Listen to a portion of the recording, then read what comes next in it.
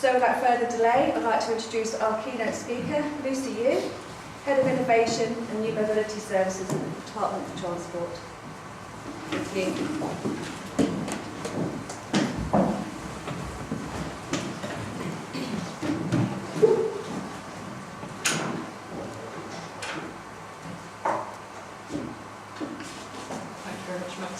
So, as Maxine said, I am Head of Innovation and New Mobility Services at the DOT and CPAV, the Centre for Connection and Autonomous Vehicles. And the reason that we're all here today is to talk about data. I'm not going to attempt in this presentation to answer the questions that you're here today to focus on, but I am going to spend a bit of time setting the scene and hopefully to give you some inspiration for the rest of the day. So data is something that I've been discussing in the context of transport and transport services since 2005. So in 2005 I was working in the Chief Scientist's Office at the Department for Transport, and we were looking at how we could make more data available for innovators to use to create transport products and services. And one of the products that we created as an exemplar of the potential in this space was some travel time isochrones for London, which you can see here. And essentially these are just heat maps showing the destinations that can be reached in a given time using the public transport network from a given starting point. And the map that I've generated here is showing all of the locations that are accessible from the DFT's HQ within 45 minutes using public transport. And what you can see is that while it's mostly places relatively close to the department, there are also pockets of areas such as Slough out to the west here and Woking towards the southwest that have comparatively quicker public transport services to this specific location. And now this sort of product is pretty mainstream now. It's been incorporated into things like online estate agency services, and many of you have moved house recently, you might well have used a similar type of service. But back in 2005, we were still in the early stages of thinking about what data could do for us. And this project was actually used, it's called Mapumental. It was used to kickstart a long-running and quite high-profile campaign called Free Our Data, led by the Guardian newspaper. And that campaign and several others have helped to move the agenda in government a long way during the interim time. And we've had some very big structural changes, such as the creation of the Government Digital Service. So we now have much more public data available. But the world of data has continued to move on in that time. And we've seen some very big shifts in technology and business models and customer expectations. So we've seen advances in technology leading to changes in the way that we collect data. We've seen changes in the way that data is used. And we've seen and continue to see changes to the way that data is valued and shared.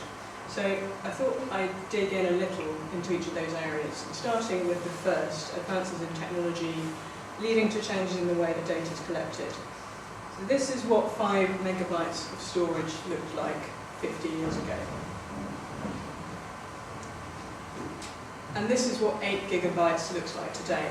So that's 1,600 times the amount of data storage in a device that's small enough and light enough to wear around your wrist, and at a price that's accessible to many more people. And similarly, I could have shown you a smartphone or some other kind of wearable fitness trackers. And these devices are not just equipped with the ability to very accurately identify your location, they're also packed with a whole range of sensors. They're collecting huge volumes of data and they're analysing it and interacting with it and with their end users on a real-time basis. And more recently, we're starting to see some more examples of advanced sensors for environmental tracking. So this little device on the bottom right of the picture is a wearable called a ZOA. It was Kickstarter funded, and it's the world's smallest particulate matter sensor with high accuracy. And by connecting your ZOA to your smartphone, you can view your readings of air quality, temperature, humidity, atmospheric pressure, ambient light and UV exposure, and you can get recommendations. So I don't know if you can quite see here, but at the bottom there, air quality is shown as air quality now is clean. At the bottom, there's a recommendation to go out for a bike ride while the air is still warm and clean. So the makers describe this as your environment at your fingertips. And these advances are all very well, but what they also need is mass market adoption. And that's what we're observing in the real world. So new technologies are scaling at a magnitude and a pace that we've simply never seen before. And by having so many of these devices out there and collecting so much data, and with the ability to communicate with their environment and their surrounding infrastructure in real time, we have the opportunity to create some very powerful crowdsourcing movements. This is Waze, which some of you might use. This is the world's largest community-based traffic and navigation app, and it enables drivers to share real-time traffic and road information.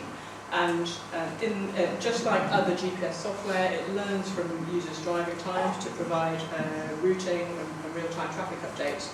But what distinguishes Waze is that users can report things like accidents, traffic jams, speed and road traps, for example, from the online map editor. They can also update things like roads and landmarks and house numbers and those sorts of things. So the real value that Waze is creating over and above other mapping software comes from that crowdsourcing element, and that it's leveraging its users' actions in the app through gamification principles and incentivizing its users to participate. This is another example, a slightly different example of crowdsourced data. This is the Gateway project, which is testing driverless shuttles, which you can see in the bottom right there, in Greenwich. And as part of the project development process, locals were asked to drop pins onto a map in areas where they thought driverless vehicles would be useful, and to explain why. And so you can see here there's a whole patchwork of responses which you can click on, and it's an interactive map, and you can click on and read, and they cite a whole load of characteristics, so things like steep hills, infrequent bus services, connecting tourist attractions, and so on and so forth. Some of you might remember this. So this is chess grandmaster Garry Kasparov playing IBM's Deep Blue. This was a 6-game chess match which took place in 1996, and Kasparov lost the first game, but he recovered to win the next 3 and then draw the following 2. And there followed quite a high-profile rematch in 1997, which Kasparov actually lost. But Deep Blue here was using what we call brute force computation, so it's essentially evaluating millions of possible positions and calculating and weighing up all of the different outcomes in a very short space of time. And that can work well for a comparatively simple game like chess. But when we start to think about more complex systems, it's just simply not possible to apply the same approach to them, because there are just too many possible worlds to compute. So this is effectively the modern day version of that match. This is some software called AlphaGo, developed by a British company called DeepMind, which was acquired by Google. And the software was developed to play the game Go. And Lee Sedol, who you can see here on the right, is the 18-time world champion at Go and the top Go player in the world over the past decade. And the rules of Go are relatively simple, so the players take turns to place black or white stones on the board, and they're trying to capture the opponent's stones and to surround empty space to make points of territory. And although the rules are simple, Go is actually an extremely profoundly complex game, and there are more possible positions in Go than there are atoms in the universe. So in comparison to chess, Go is a Google times more complex, and a Google is 10 to 100. So the way that Go is played is primarily through intuition and feel. And this was a 5-match tournament that was played early last year. If you're interested in watching the different matches, they're all on YouTube. AlphaGo won this series 4-1, which meant that it was the first computer program to ever beat a professional human player at Go. And AlphaGo wasn't based on a brute force strategy. It was instead based on a form of machine learning. So machine learning is a field of computer science that gives computers the ability to learn without being explicitly programmed. And it much more closely represents the way that the human brain works. And over the past several years, it's been vastly enabled by both advances in computation and also new research and methods. And this ability to learn without being programmed is set to revolutionise all sorts of areas, so not just transportation, but also things like healthcare and financial services, insurance, and a whole bunch of industries. And sets of training data are used in machine learning. So big data, the kind of data that we may start to gather through things like Internet of Things are an important factor here. And software that can learn has some very big potential applications in transport, such as for the development of autonomous vehicles. So you can see this is Google's self-driving car here.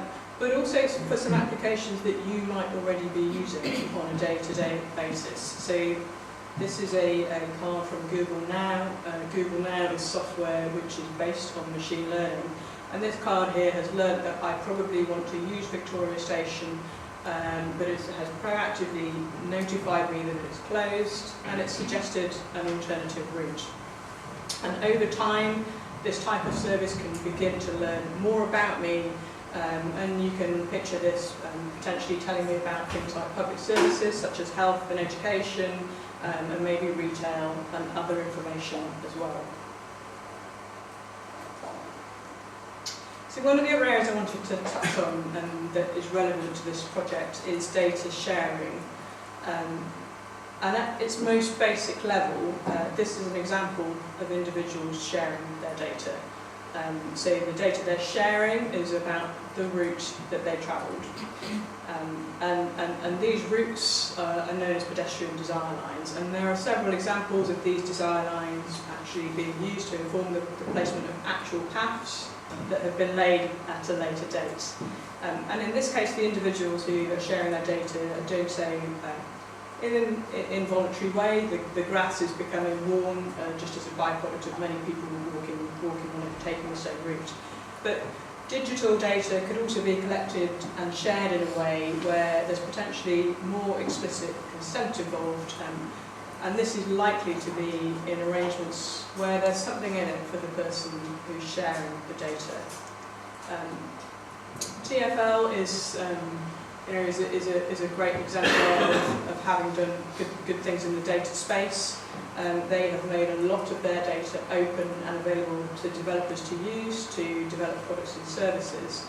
And Citymapper is one example which benefits from TfL's data, and which lots of people in this room might have used. But you can also, there are also lots of types of data that Citymapper will generate in running this service and having a big pool of end users that would probably be of use to TfL. So there's potential for reciprocal arrangements. And the Waze Connected Citizens programme is one of these, is an example of this. So Waze, I talked about earlier, is the GPS app which uses its community to crowdsource information. Now what Waze would benefit from is information from the authorities, for example, relating to things like planned street works and roadworks and street closures and major events, and things that impact on the road network and will affect the journeys that might be possible. And so TfL, through the Connected Citizens programme, has now started sharing certain information with Waze. In return for that, they're getting information back from Waze in relation to how traffic is moving around the road network in London, which they can use to then think about how they do their future roads planning. So thank you for listening. I hope that's given you some inspiration for the day. I'm kind of keen to hear your thoughts today on the particular opportunities and challenges that you see in your organisations. Looking forward to seeing the outputs from the day. If you have any kind of moments of inspiration after you left today, after you got back on the train or whatever, that's often when they do strike. Please feel free to contact me through any of these channels.